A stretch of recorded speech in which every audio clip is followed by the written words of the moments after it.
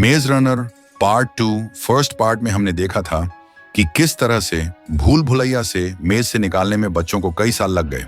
इसमें उन्हें अपनी जान से भी खेलना पड़ा और जब ये सब के सब बाहर आ जाते हैं तो इन्हें पता चलता है कि जिस ऑर्गेनाइजेशन ने इन्हें मेज के अंदर रखा था उसका नाम विकेट है और यहां से अब इन्हें कुछ नकाब पोस्ट हेलीकॉप्टर में अपने साथ ले जाते हैं। अब हमें अतीत की कुछ झलकियां दिखाई जाती हैं जहां पर दिखाया जाता है कि थॉमस बहुत छोटा है और उसकी मॉम उसे साइंटिस्ट एवा के हवाले कर रही है क्योंकि पूरी दुनिया में वायरस फैला हुआ है। यहाँ पर कुछ और भी बच्चे होते हैं जिनके पेरेंट्स अपने बच्चों को एवा के यानी कि विकेट कंपनी के हवाले कर रहे हैं और इसके बाद इन सब को मेज में डाला जाता है जहां से अपनी जान बचाकर अभी बाहर आए हैं और तभी थॉमस की आंख खुल जाती है।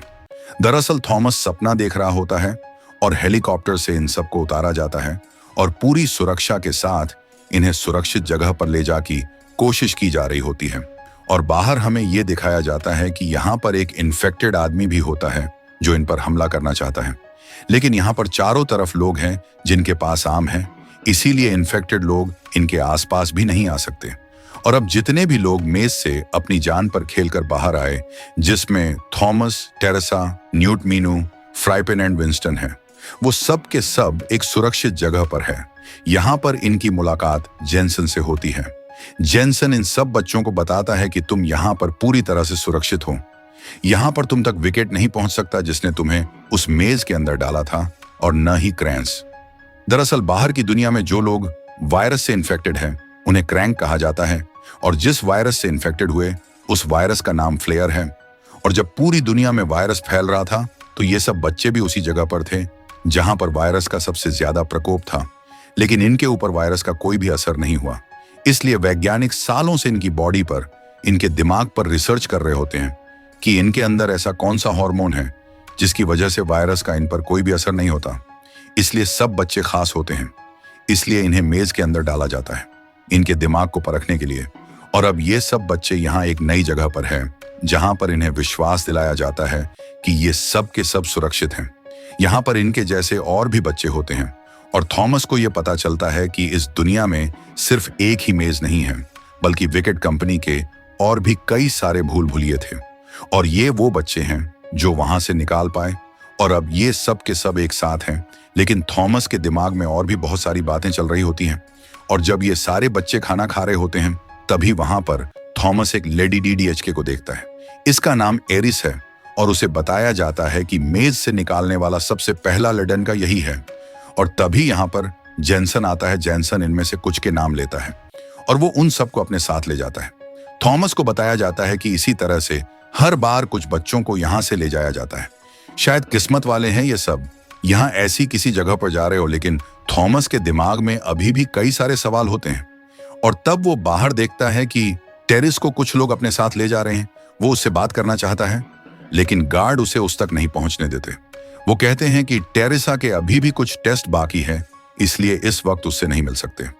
यहाँ पर थॉमस को एक जगह ले जाता है और ऊपर से उसे दिखाता है कि ये सब लोग बच्चों को एक स्लीपिंग चैम्बर के अंदर एक खास लैब के अंदर लेकर जाते हैं। और रात को जब वे छुपके से उस लैब के अंदर पहुंच जाते हैं तो ये देखते हैं कि वहां पर बहुत सारे बच्चे होते हैं और ये वही बच्चे होते हैं जिन्हें हर रोज ये इनमें से चुनकर ले जाते हैं। इनके दिमाग के अंदर, इनके मुंह के अंदर पाइप्स लगे होते हैं और इनके शरीर से एक खास तरह का लिक्विड निकाल रहा होता है। तभी यहाँ पर जेनसन आता है। थॉमसन और एरिस छुप जाते हैं और जेनसन वीडियो कैम के जरिए यहाँ पर साइंटिस्ट ऑफ बेस ऐसी बात करता है। थॉमसन के हिसाब से उसने अपने आप को उनके सामने वीडियो कैम पर गोली मार ली थी, लेकिन अब इन्हें पता चलता है कि वो सब कुछ झूठ था और जेनसन भी उन्हीं लोगों के लिए काम करता है जिन लोगों ने इन सब को मेज के अंदर भूल भुलैया के अंदर डाला था।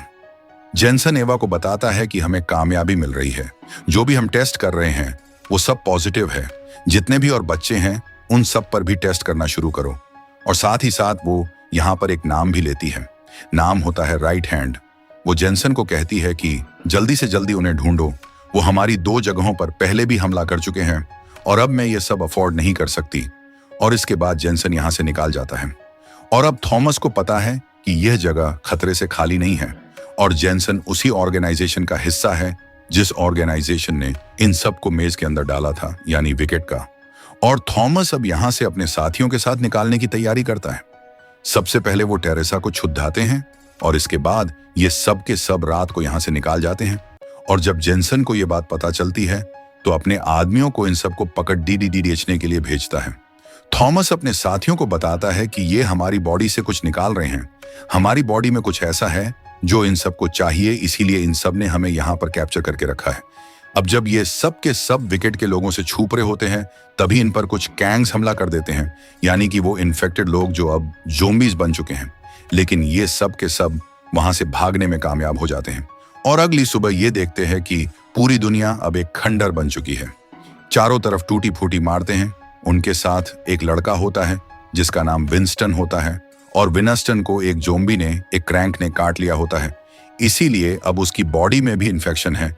इसलिए इन सबको उसे छोड़ डिच कर आगे जाना पड़ता है, क्योंकि वो अब मर रहा है, कुछ ही देर बाद ज़ोंबी बन जाएगा और अगर यह उनके साथ रहा तो इन सबको भी इन्फेक्शन हो सकता है। अब आगे जाते होता है तभी यहाँ पर एक भयानक तूफान आता है जिसमें बिजलियां चमकती होती हैं और ऐसा तूफान पहले धरती पर नहीं आता था, यानी कि अब धरती पहले से पूरी तरह बदल चुकी है।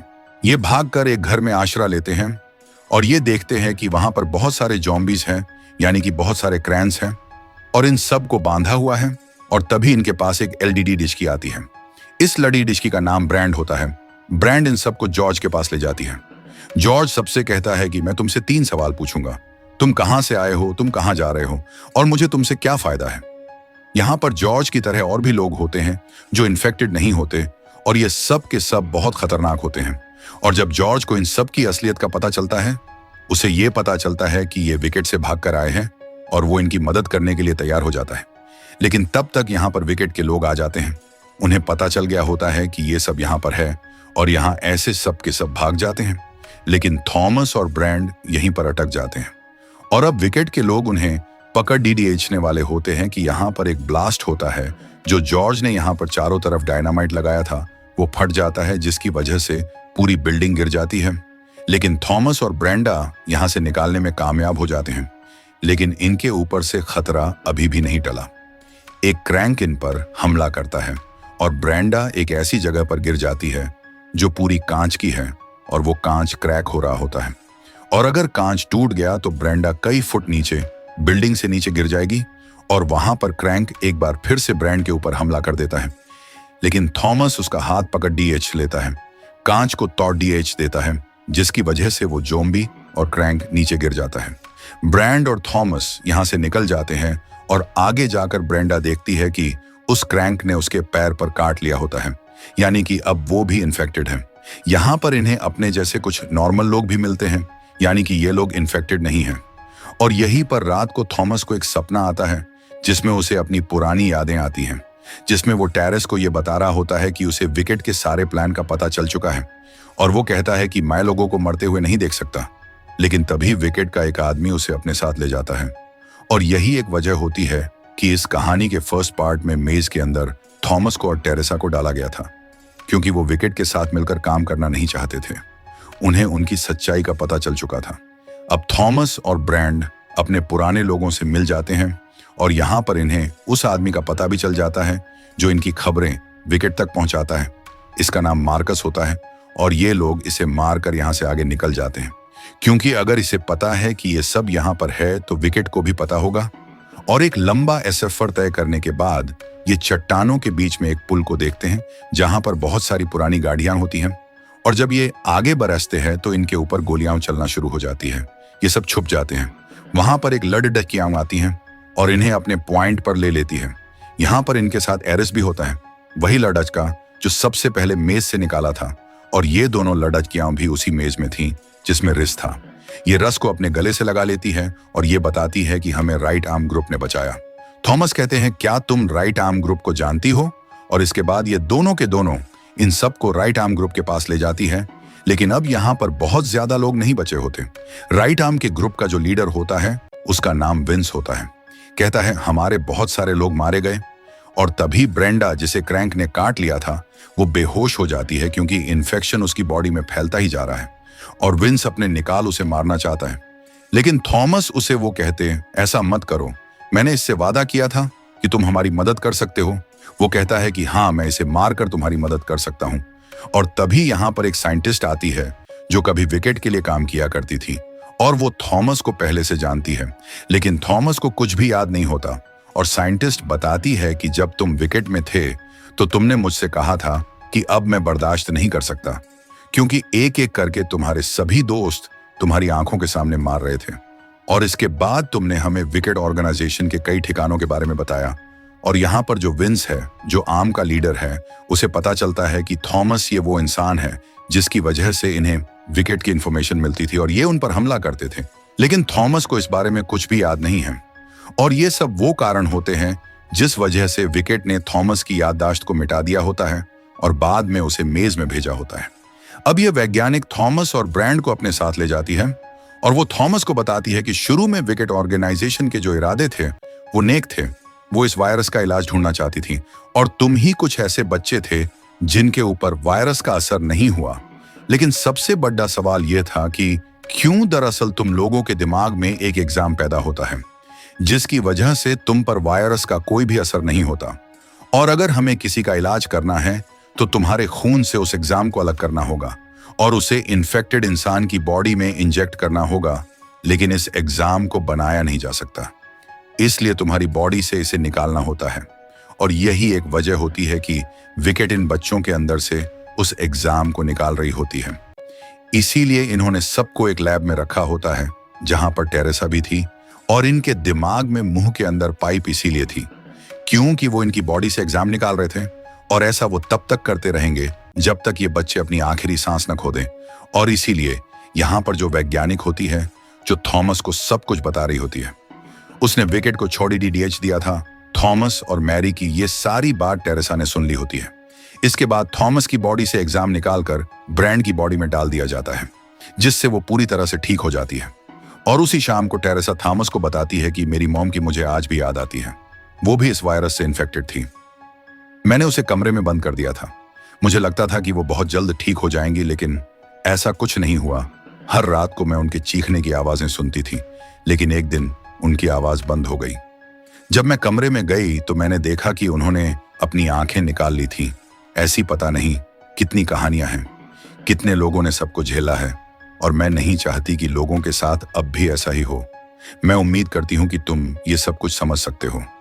थॉमस कहता है कि क्या समझ सकता हूं, और तभी वो देखता है कि वहां से विकेट के हेलीकॉप्टर सारे होते हैं। दरअसल टेरेसा ने विकेट ऑर्गेनाइजेशन को अपनी लोकेशन बता दी होती है, क्योंकि वो उन लोगों की मदद करना चाहती है जो लोग इन्फेक्टेड हैं। भले उनकी बॉडी ऐसी एग्जाम निकाले जा रहे हैं, भले ही इसमें उनकी जान क्यों ना चली जाए। और अब यहाँ पर जैनसन अपने कमांडोज के साथ इनके इला पर बम गिराना शुरू कर देता है। इसके बाद उसके कमांडोज नीचे आकर यहाँ पर जितने भी बच्चे ये लोग लैब से छुड़वा कर लेकर आए थे, उन सबको अपनी हिरासत में ले लेते हैं। और अब यहाँ पर पेज भी आ जाती है, जो इस पूरी ऑर्गेनाइजेशन की हेड है, जिसने पिछले भाग में ये दिखाया था कि उसने अपने आप को गोली मार ली। और तभी यहाँ पर मैरी भी आ जाती है, जो वैज्ञानिक हैं, जो कभी विकेट के लिए काम किया करती थी। जेनसन उसे गोली मार देता है, और इससे पहले कि ये सब बच्चों को यहाँ से ले जाते हैं, थॉमस अपनी जेब से निकाला है, जिसका रिमोट कंट्रोल उसके हाथ में होता है। वो कहता है कि मैं सबको उड़ा दूंगा, मैं तुम्हारे इरादों को कभी भी पूरा नहीं होने दूंगा, क्योंकि वो जानता है कि ये सब उन्हें एक सेल की तरह यूज करना चाहते हैं, जिससे इंसान तब तक यूज करता है जब तक उसके अंदर एनर्जी होती है। और यहाँ पर थॉमस के साथ और बच्चे भी खड़ी डीडीए हो जाते हैं, जो कि इम्यून है, जो उसके साथ मेज के अंदर थे। वो कहते हैं कि हम तुम्हारे साथ हैं। और इससे पहले कि थॉमस उस रिमोट का बटन बात, यहाँ पर ब्रैंड, जो कि आज थॉमस की वजह से ठीक है, और उसका साथी गाड़ी लेकर आ जाते हैं, और दोनों ग्रुप के बीच में एक बार फिर से मुठभेड़ शुरू हो जाती है। और इस चीज का फायदा उठाकर थॉमस और कुछ और सर्वाइवर्स, जिन्हें विकेट मारना चाहता था, वो बच जाते हैं। लेकिन वापस थॉमस के बहुत सारे साथियों को पकड़ डीडीएच कर अपने साथ ले जाती है, जिसमें टेरेसा, जो खुद ही उनके साथ गई होती है, और एक मीनू भी होता है। और थॉमस ने मीनू को वादा किया था कि वो जिंदगी में कभी भी उसका साथ नहीं छोड़ देगा। और ये बात सिर्फ मीनू की नहीं है, मस जानता है कि ये लोग कभी भी रुकने वाली नहीं है। इसीलिए यहाँ पर वो सभी सर्वाइवर्स को कहता है कि वो एवा पेज को मार देगा, क्योंकि वो जानता है कि ये लोग इसी तरह से उनका इस्तेमाल करते रहेंगे, और यहाँ पर जितने भी लोग बचे हैं वो भी उसके साथ उसका साथ देने के लिए तैयार हो जाते हैं। वो कहते हैं कि अब तुम्हारा प्लान क्या है। इसके आगे की कहानी इसके अगले पार्ट में दिखाई गई है, जो इसका लास्ट पार्ट है, जिसका नाम है द डेथ क्योर। तो आगे का पार्ट देखने के लिए वीडियो को लाइक और सब्सक्राइब करिए, साथ ही साथ शेयर करिए। धन्यवाद।